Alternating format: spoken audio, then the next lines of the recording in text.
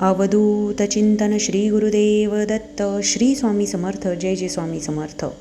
आता सुरू आहे अधिक महिना. अत्यंत पवित्र आणि आपल्या जीवनातलं प्रत्येक पुण्य दुप्पट करण्यासाठी हा महिना मानला जातो. अधिक महिन्यामध्ये स्वास्तिकची सेवा नेमकं कशी करायची आहे, कुठे स्वास्तिक काढायची, कशी काढायची आणि कुठे काढल्यावरती कोणतं पुण्य मिळणार आहे, आज आपण या व्हिडिओमध्ये जाणून घेणार आहोत. तसेच अधिक महिन्यामध्ये सत्यनारायणाचं काय महत्त्व आहे, भगवान विष्णूंची सेवा आणि माता लक्ष्मीची सेवा हे सर्व केल्यानंतर कोणतं पुण्य प्राप्त होणार आहे, या सर्वांची माहिती आज आपण या व्हिडिओमध्ये बघणार आहोत. तुम्हा सर्वांचं या व्हिडिओमध्ये मनपूर्वक स्वागत आहे. अधिक महिना हा भगवान विष्णूंना आणि माता लक्ष्मीला समर्पित असतो. श्री स्वामी समर्थ महाराजांच्या कृपेचा अत्यंत पवित्र काळ हा अधिक महिना मानला जातो. अत्यंत पवित्र आणि सोप्या भाषेत जर सांगायचं झालं तर आपलं पुण्य दुपटीने वाढण्यासाठी आणि आपल्या सेवेचं फळ अधिकाधिक मिळण्यासाठी हा काळ अत्यंत उपयुक्त आहे. या काळामध्ये केलेली सेवा, जप, दान आणि केलेली पूजा ही अनेक पटींनी फळ देते असं मानलं जातं. आज आपण ह्या व्हिडिओमध्ये जाणून घेणार आहोत की सत्यनारायण महापूजेचे महत्त्व काय आहे, तसेच स्वास्तिक सेवा कुठे करायची, काय करायची, कशी काढायची आणि कुठे काढल्यानंतर कोणत्या भगवंतांची कृपा आपल्याला प्राप्त होईल आणि माता लक्ष्मी कशी आपल्या घरामध्ये स्थिर राहील, हे आपण या व्हिडिओमध्ये बघणार आहोत. ज्यांनी अधिक महिन्यामध्ये सत्यनारायण महापूजा केली, त्यांचा संकल्प केला आहे, त्यांनी आपल्या सोयीनुसार शुभ दिवशी ही पूजा सुरुवात करायची आहे आणि पूजेपूर्वी घर स्वच्छ करून देवघर सजवावे. देवघर स्वच्छ करून भगवान विष्णू आणि सत्यनारायणचे मनोभावे पूजा करावी. आता सत्यनारायण करताना बहुतांशी लोक असं म्हणतात की सत्यनारायणाचा फोटो नसला तरी चालेल, परंतु मैत्रिणींनो, स्वामी भक्तांनो, माझं तुम्हाला आवर्जून म्हणणं असेल की जर तुम्ही सत्यनारायणाची पूजा करता आहात तर तुमच्याकडे सत्यनारायणाचा फोटो नक्कीच पाहिजे. याचबरोबर अधिक महिन्यामध्ये स्वास्तिकची सेवेलाही खूप महत्त्व आहे. हे बघा मैत्रिणींनो, आज 30 तारीख आहे. 30 तारखेला अधिक महिन्यातील पौर्णिमा हा शुभ काळ अत्यंत महत्त्वाचा आहे. आज 11:15 वाजता ही पौर्णिमा सुरुवात होणार आहे आणि उद्या 31 तारखेला 2:15 वाजता ही पूजा संपणार आहे. हा काल जो पौर्णिमेचा आहे तो संपणार आहे. आता आपल्या घरामध्ये मंगल, समृद्धी आणि शुभतेचे प्रतीक म्हणून स्वास्तिकला ओळखलं जातं. स्वास्तिकचं अत्यंत आपण म्हणतो ना की अनन्यसाधारण असं महत्त्व आहे. आपलं जेव्हा अस्तित्व आपण टिकवतो किंवा आपण अस्तित्व दाखवतो, या गोष्टींसाठी स्वास्तिक खूप महत्त्वाची असते. आता स्वास्तिक नेमकं कशी काढायची, कुठे काढायची, हे बघा. ज्या महिलांनी आपल्या उंबऱ्यावरती हळदीचं लेपन केलेलं आहे त्यांना देखील सांगते की आजचा जो दिवस आहे पौर्णिमेचा 30 तारीख आणि उद्याचा दुपारपर्यंत तुम्ही पुन्हा एकदा हळदीचं लेपन या दिवशी करू शकता. हळदीच्या लेपनाने जी अशुद्ध गोष्टी आहेत, अशुद्ध शक्ती आहेत किंवा चुकीच्या पद्धतीने आपल्या घरावरती जे कोणी आपण म्हणतो काळी बाधा वगैरे, त्यातून आपल्या घराला मुक्तता मिळते. ती शक्ती आतमध्ये येऊ शकत नाही आणि आपल्या घरातील सकारात्मक ऊर्जा ही घरामध्येच टिकून राहते. हे या हळदीच्या लेपनाचं महत्त्व असते.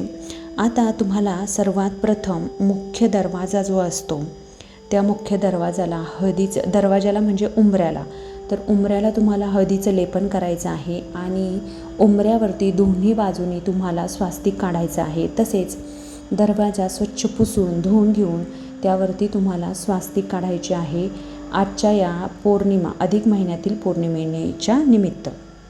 आता ही स्वास्तिकची सेवा तुम्ही स्त्री पुरुष कोणीही करू शकता, मुलगा मुलगी.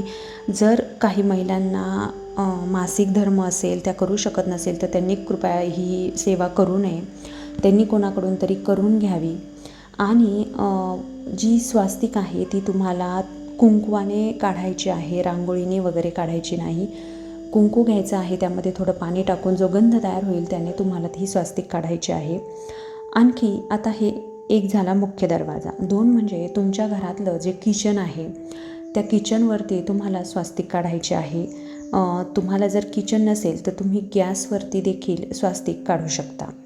आता स्वास्तिक म्हणजे मूळतः धनवृद्धी आणि सकारात्मक ऊर्जेचे आणि मोठ्या प्रमाणात श्रद्धेचे स्थान आहे. त्यामुळे तुम्हाला स्वास्तिक ही पूर्ण रूपाने आणि व्यवस्थित काढायची. आता बरेचसे लोक हे स्वास्तिक चुकीचे काढतात.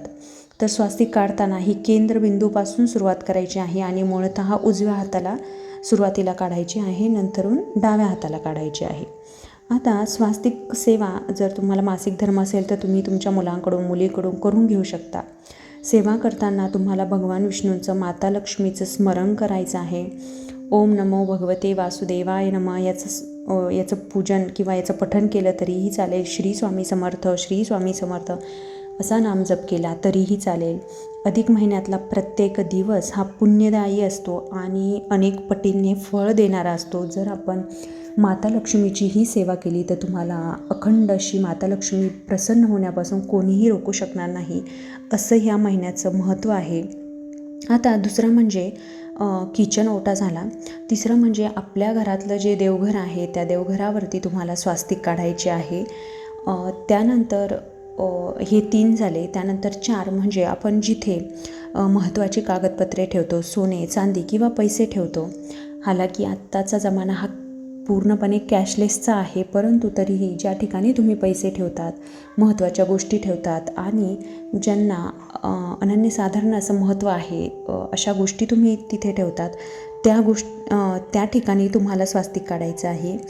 आणि त्यानंतर 5वी गोष्ट म्हणजे तुमचं जे कपाट आहे त्या कपाटावरती देखील तुम्हाला स्वास्तिक काढायचं आहे आणि त्यातून तुम्हाला माता लक्ष्मीचं जे फळ आहे श्रद्धेचं ते मिळाल्याशिवाय राहणार नाही.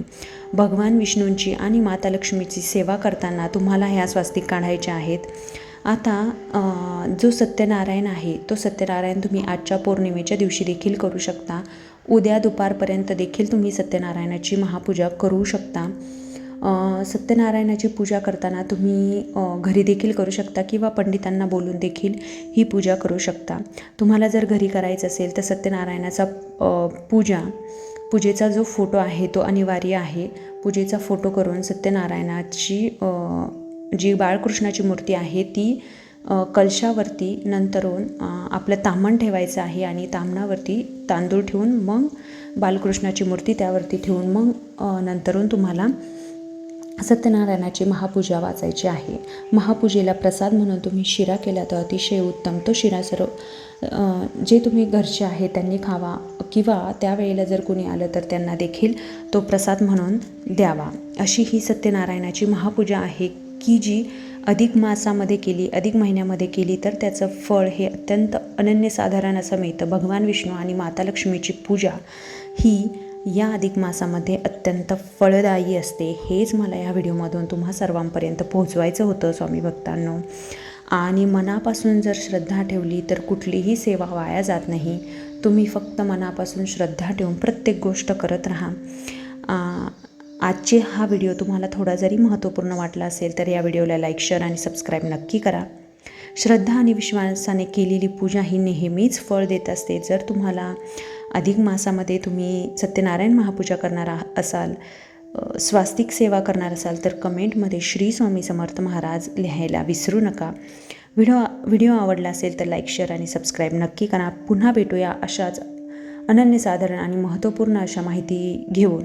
तोपर्यंत श्री स्वामी समर्थ. जय जय स्वामी समर्थ. धन्यवाद. सेवा करा आणि सेवेकरी व्हा.